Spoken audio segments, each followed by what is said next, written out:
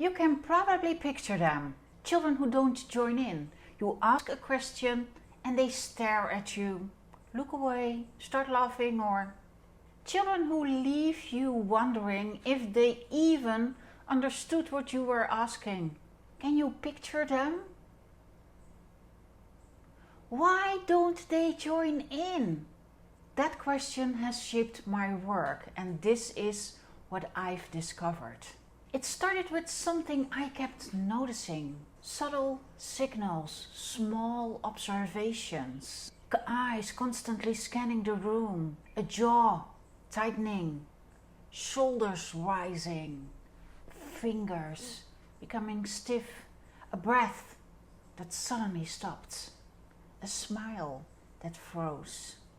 What I saw were children who were there, but not really there. Children who seemed to be waiting, watching, trying to figure things out. My name is Helen Meurs, and for the past 30 years I've been trying to understand why some children don't participate. What I discovered changed the way I connect with children, and because of that, children started giving me information I had never been able to access before. During my teaching placement, I began to recognize those signals as signs of tension. Some children seemed far more tense with me than they were with their own teacher. But there were also children who showed that same tension with other adults. Where was the tension coming from? Why did some children keep me at a distance even though I had given them no reason not to trust me? I did what I think most of us would do. I tried to be even kinder, even more patient. I gave children all the space in the world. I handed over control. I walked on eggshells, hoping they would eventually realize they could trust me. But the opposite happened. The harder I tried, the more tense they seemed to become. I was trying to convince children that I was safe.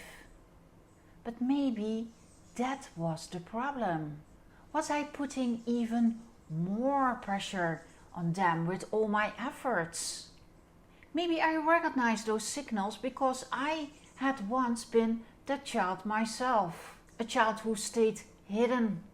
A child adults could never quite reach.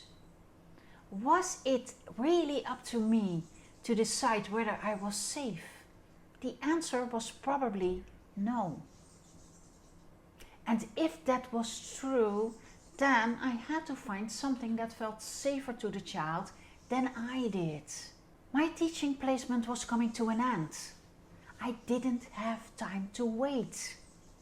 So I started looking for something a child might trust before they could trust me. What I found is the story for the next video.